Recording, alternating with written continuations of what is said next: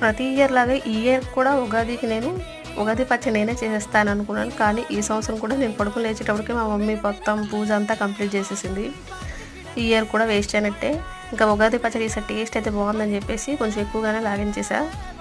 ఈసారి కూడా కామనే, మేము పండగ ఏదైనా సెలబ్రేట్ చేసుకోవాలంటే మా అమ్మ వాళ్ళ ఇంట్లో సెలబ్రేట్ చేసుకుంటాం అనమాట.